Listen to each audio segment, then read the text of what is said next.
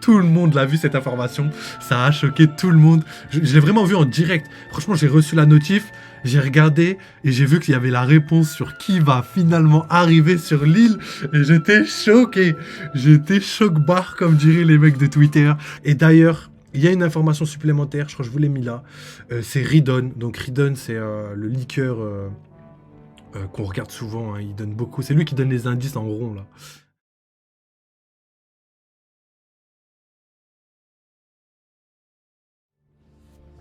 Wesh l'équipe, comment ça va? Bienvenue pour un nouveau live aujourd'hui, live sur One Piece, sur les spoils de One Piece plus exactement.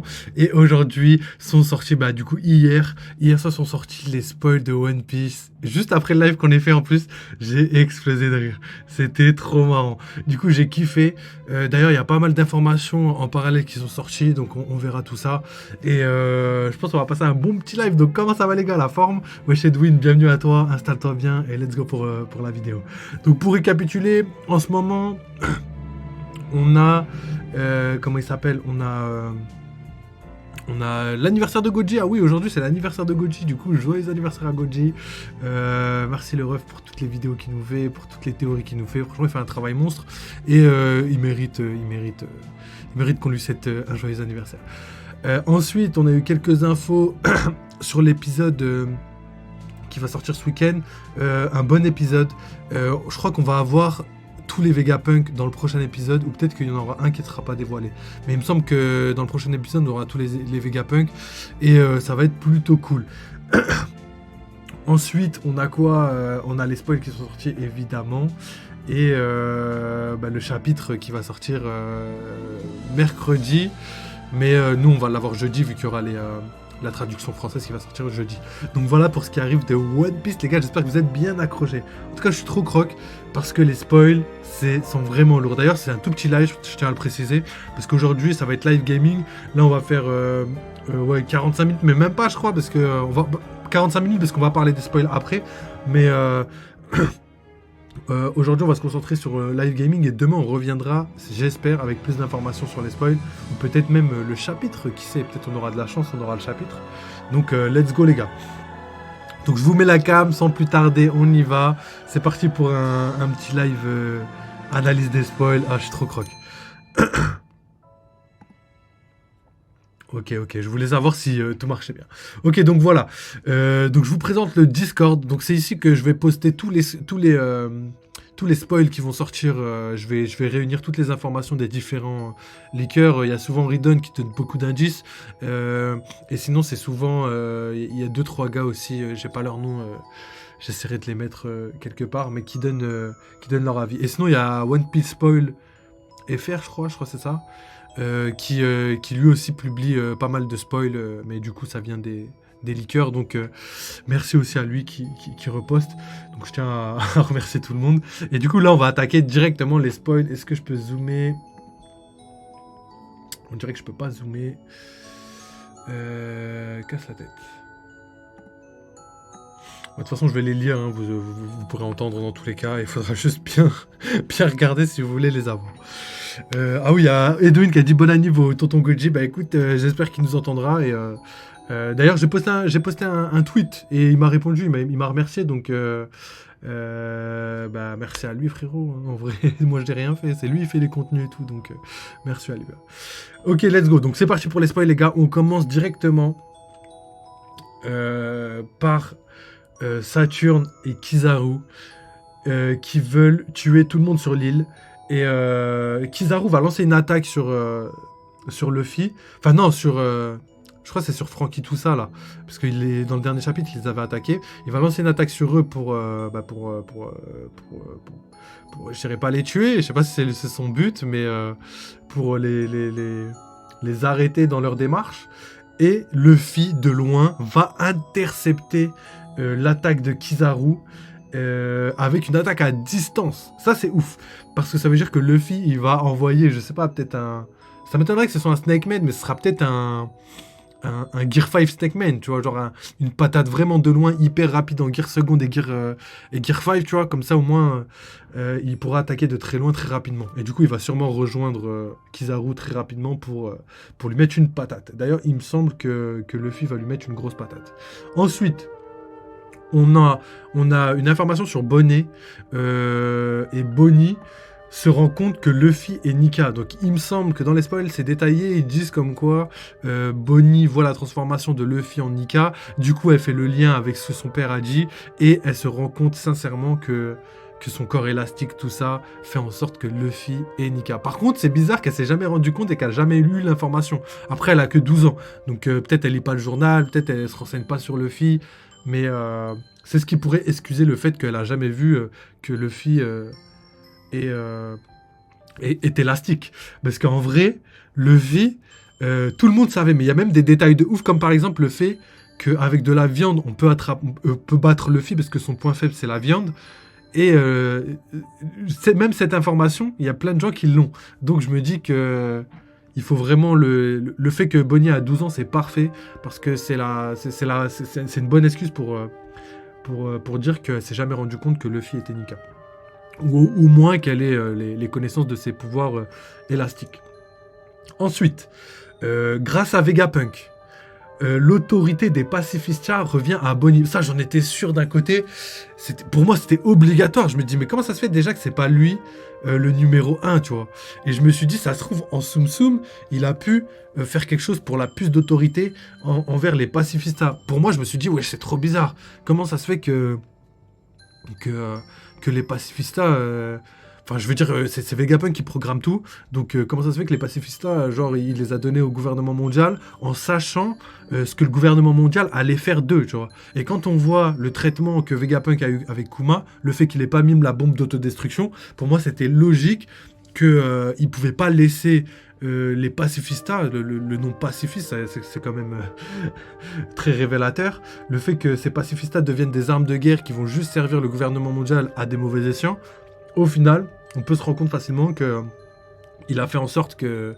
Enfin, on pouvait se rendre compte qu'il avait fait en sorte de ne pas les laisser à 100% pour le gouvernement mondial. Et du coup, ça m'interroge. Ça m'interroge sur la fin de l'arc et même du manga. Comment ça se fait que même les pacifistas vont rejoindre le côté de Luffy? C'est-à-dire, mais à la fin du manga, on se rend pas compte. Luffy, il va avoir une armée, mais colossale. Qu'est-ce que le gouvernement mondial cache pour que Oda décide de donner autant de puissance à Luffy? C'est-à-dire que vraiment, je vous préviens, le gouvernement mondial cache quelque chose de tellement puissant que Oda s'oblige, entre guillemets, à donner de la puissance à Luffy, tu vois. Il lui donne les armes antiques, il lui donne des pays, il lui donne les révolutionnaires, entre guillemets, il lui donne plein de trucs pour que, justement, il puisse se défendre. Et ça me choque. Il y a Tonton Bar qui nous a rejoint. Merci, Tonton Bar. Wesh, comment tu vas? Bienvenue à toi. Installe-toi. Comme tu peux voir, analyse des spoils, c'est vraiment du caviar, ce qu'on a là, en ce moment. Champ max les spoils. Et ben franchement, t'es pas prêt parce que évidemment, on parlait justement de la puce d'autorité des pacifistas qui revient actuellement à Bonnie. Et du coup, à cause de ça, Saturne décide de tuer Vegapunk, donc de s'attaquer directement à lui. Et du coup, il y a sûrement quelqu'un qui va l'en empêcher. Et ça va être ouf. J'ai hâte de voir ces scènes-là. D'ailleurs, les gars, je vous préviens, les leakers ont noté le chapitre hyper bien. Ça veut dire que même là, les informations qu'on a, c'est en dessous de ce qu'on pense, tu vois. Là, on a juste des informations données comme ça, mais la narration d'Oda va faire en sorte que l'impact du chapitre va être énorme. J'espère que vous êtes bien accrochés. Ensuite, pour terminer avec ça, je pense que vous l'avez vu, tout le monde l'a vu cette information. Ça a choqué tout le monde. Je l'ai vraiment vu en direct. Franchement, j'ai reçu la notif, j'ai regardé et j'ai vu qu'il y avait la réponse sur qui va finalement arriver sur l'île. Et j'étais choqué. J'étais choc-barre, comme diraient les mecs de Twitter. Franchement, c'était trop stylé. Parce que, comme on l'a dit hier, Oda, là, grâce à son cliffhanger du dernier chapitre, il peut se permettre de mettre tout le monde et n'importe qui. Il aurait pu mettre n'importe qui, ça aurait marché, parce qu'il l'a tellement bien construit que ça peut vraiment être n'importe qui.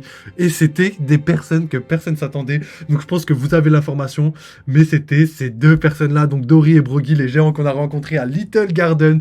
Et et comme je l'ai dit, c'est ça qui m'éclate, c'est que même si moi j'avais dit Shanks, en vrai j'étais pas très loin. Parce que dans l'analyse, j'avais tout bon. Pourquoi? Parce qu'en fait, je vous avais dit, l'intérêt géographique est vraiment primordial. parce que on pouvait pas imaginer que c'était les révolutionnaires qui étaient trop loin, ou peut-être des révolutionnaires d'à côté. Et même pour la flotte de Luffy, c'était difficile. Même pour la Cross-Guy, c'était difficile parce qu'il fallait qu'ils aient les infos au bon moment, qu'ils aient le temps de se déplacer, etc., etc. Ça demande de la préparation. Et évidemment, vu qu'il y a 24 heures qui s'est passé sur Egghead, un peu plus ou un peu moins, évidemment, il fallait que ce soit quelqu'un de très proche. Et c'est pour ça qu'on pensait directement à Barbe Noire.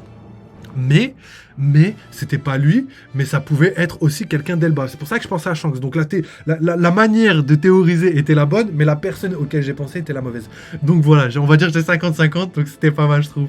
Et du coup, ça corrobore parfaitement tout ce qu'on avait fait, tout ce qu'on a théorisé, parce qu'ils viennent d'Elbaf. Elbaf, c'est l'une des îles les plus proches, si ce n'est la plus proche de Egghead. Du coup, ils sont venus parce qu'ils étaient à côté, tout simplement. Et ça, c'est bien d'analyser l'intérêt géographique, mais aussi l'intérêt scénaristique.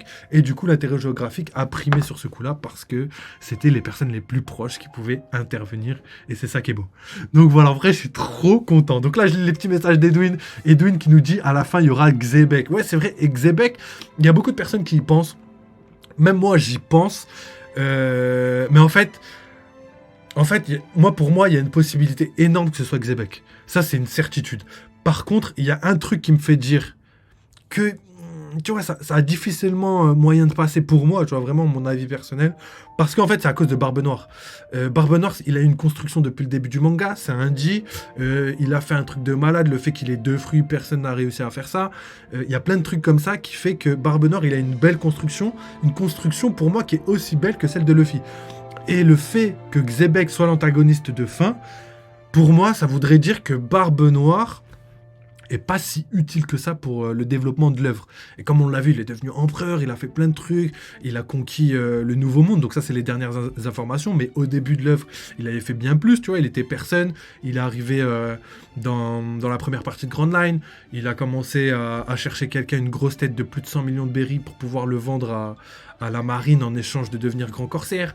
Après être devenu grand corsaire, son but c'était d'aller à la prison d'Impel Down. Après Impel Down, libérer tout le monde, il allait à Marineford pour récupérer le fruit. Il avait un plan très construit et pour moi l'aboutissement de son plan doit arriver. Son rêve doit être réalisé. C'est-à-dire que pour moi, Barbe Noire va réussir un jour, il sera au sommet du monde. Et c'est le même rêve que Xebec. Xebec voulait avoir le trophée, enfin le trône, tu vois. Et pour moi, si Xebec revient, ça amoindrirait un petit peu, tu vois, le fait que Barbe Noire soit ultimement nécessaire, tu vois. Alors que si Barbe Noire mange un 3e fruit, qu'il arrive au sommet du monde, là on a un antagoniste bien construit qu'on a vu depuis le début de l'œuvre, tu vois. Xebec, ça ferait vraiment Naruto en mode Madara qui se fait tuer par Kaguya et Kaguya l'ennemi de fin, tu vois. Ça passe en vrai, mais je veux pas que One Piece ce soit un copier-coller de Naruto. Après, peut-être que je dis ça et que je vais totalement me tromper, ça c'est très probable. Mais actuellement, je préfère prioriser le fait que Barbe Noire, le frérot, revienne comme ça, bien balèze, tu vois. J'espère en tout cas. Wesh Théo, comment tu vas mon ref? Est-ce que tu t'as vu les derniers spoils? Donc là, de toute façon, t'as l'image en fond d'écran, donc tu vois très bien de qui on veut parler. Les fameuses personnes qui arrivent à Egghead sont Dory et Brogy. Et le bateau qui a été détruit, donc c'est eux c'est de leur œuvre, on va dire. Et du coup, ça m'étonnerait même pas qu'ils aient utilisé, vous vous rappelez là, la puissance là, l'attaque hyper puissante à 2, la même attaque que Kaido et Big Mom là. Le Akai, mais après je suis pas sûr que ce soit le Akai, du coup, ça doit être un autre nom. Mais ouais, franchement, Dory et Brogy, j'avais oublié de lire, mais Dory et Brogy, franchement, personne l'a dit. Il y a un pote à moi qui m'a dit, ouais, j'ai vu une vidéo d'un mec, il avait dit que c'était eux qui allaient arriver. Franchement, s'il y a un mec qui a dit ça, pour moi c'est full chat, full chance. Pour moi c'est vraiment de la chance. Comment tu peux prédire ça? Wesh, Dory et Brogy, franchement on s'y attendait. Moi personnellement je m'y attendais mais tellement pas. Même par exemple on avait imaginé tout le monde et n'importe qui. On avait passé par le Germain, même comment il s'appelle, Goji, il avait parlé de Koribou, le frère de Caribou. J'étais mort de rire, mais ça aurait pu aussi, tu vois. Tellement c'était inimaginable. Et Oda, il est trop fort. Il est trop fort pour faire des trucs qu'on s'y attend pas. Donc let's go les gars, c'était la dernière information des spoils. Donc Dory et Brogy qui arrivent. Et d'ailleurs, il y a une information supplémentaire, je crois que je vous l'ai mis là. C'est Ridon. Donc Ridon, c'est le liqueur qu'on regarde souvent, hein, il donne beaucoup. C'est lui qui donne les indices en rond, là. Goji en PLS. Non, je crois pas. je crois que ça le dérange pas trop. Et d'ailleurs, pareil, ouais, pour la Cross Guild et tout, même moi, je pensais sincèrement que ça aurait pu être eux, en termes de probabilité. Mais pour moi, ça venait plus d'Elbaf, tu vois. Elbaf ou Barbe Noire. Mais Barbe Noire, on savait que c'était quelqu'un qu'on s'y attendait pas. Et Barbe Noire, c'était la première personne auquel on a pensé. Donc, pour moi, c'était plus logique que ça vienne d'Elbaf. Mais je pensais à Shanks. J'ai pas réussi à trouver. J'aurais dû dire un géant, l'équipage des géants, la flotte de Shanks. J'aurais dû dire. Et au final, dommage. Ensuite, du coup, pour revenir à Ridon, ce qu'il a dit, Ridon a dit « La fin du chapitre est brutale. J'en ai la chair de poule. Les spoils ne rendent pas justice au chapitre. » Et ça, c'est énorme. Parce que comme je vous l'ai dit tout à l'heure, du coup, en fait, les spoils, là, il y a plein d'informations qui sont données. Mais en fait, vu que les informations sont données sans la narration, eh ben, on n'a pas l'impression que ce soit des trucs de ouf, tu vois. Mais Oda, dans les spoils, va faire en sorte de bien retranscrire tout ça. Et j'ai tellement hâte de voir comment ça va se passer. Donc voilà, les gars, on a la réponse enfin. Et je suis franchement content. Parce que si ça aurait été quelqu'un de bateau auquel tout le monde s'y attend, tu vois, ça aurait pas eu le même impact. Là, Dory et Broggy, ça m'a fait tellement rire, parce qu'il y a eu tellement de théories là-dessus, j'ai vu tellement de gens dire de théories différentes, que quand j'ai appris Dory et Broggy, mais j'étais mort de rire, je me dis, what? Mais comment ça, Dory et Broggy? Impossible, wesh. Alors, Tonton Bar qui nous dit Sanji vs Kizaru. Je pense que c'est grave probable, parce que sûrement Luffy va s'occuper de Saturne. Mais par contre, Sanji... Le problème, c'est que là, dans le chapitre... Attends, je crois qu'on a les spoils avec un peu plus de détails. J'ai mis où là? Et ici... Kizaru prévoit d'éliminer tout le monde sur l'île. Ok. Je sais plus où j'ai vu ça. Mais j'ai vu... Ça doit être un autre leaker. J'ai vu que Luffy mettait un vrai coup à Kizaru. C'est-à-dire que là, je sais même pas si Kizaru va y avoir genre des suites, tu vois, des suites de sa blessure, des suites de... Je sais pas si ça va le mettre dans les pommes et tout, je sais pas si ça va être un coup vraiment très très puissant. Mais dans tous les cas, Luffy va lui mettre un vrai coup. Alors, si Ridon dit ça, pour moi, 3 possibilités. 1, la mort d'un perso. Pour moi... Le numéro 1, mort de perso, j'y crois pas trop, parce que sinon il l'aurait dit dans les spoils. Pour moi, c'est vraiment en mode la narration. C'est pas genre une information qu'ils ont pas dit, c'est juste la manière d'amener l'information qui est complètement différente de ce que nous, on va ressentir, tu vois. Et c'est ça pour moi qui va être ouf. Et à la fin du chapitre, on nous révèle qui détruit les vaisseaux, donc de la marine, ce sont Dory et Broggy. Et du coup... Pour moi, vu que la fin du chapitre s'est concentrée sur Dory et Broggy, pour moi, Ridon, il va donner cette information. Il a donné, cette information pour justement mettre en avant le fait que Dory et Broggy va faire un truc de malade. Et comme je vous ai dit, ça se peut que ce soit le Hakai, la même attaque que Kaido et Big Mom à deux, l'attaque en duo, et qu'il l'envoie sur le bateau de la marine, et que le bateau de la marine, il est déchiqueté, tu vois. Ça, ce serait tellement probable. Alors, arrivée d'un personnage... début d'un affrontement ou fin d'un affrontement avec une masterclass. En vrai, tout ça, c'est possible, mais en vrai, je pense que les leakers, parce qu'il y a plusieurs leakers, je pense que même si Ridon n'aurait pas donné l'information pour la garder secrète, il y a d'autres leakers, tu vois, je sais plus, il y a qui, Drum Z ou je sais pas quoi, là. Ouais, Drum Stevie. Pareil, c'est un leaker. Lui, il aurait donné, tu vois. Quelqu'un d'autre aurait donné l'information. Donc là, on a toutes les grosses informations, à mon avis.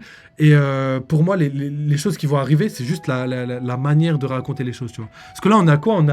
On nous révèle qui a détruit les vaisseaux de la marine, tu vois. C'est pas impressionnant. Et pourtant, c'est la dernière page de chapitre. Et quand on connaît Oda et la manière de gérer sa dernière page de chapitre...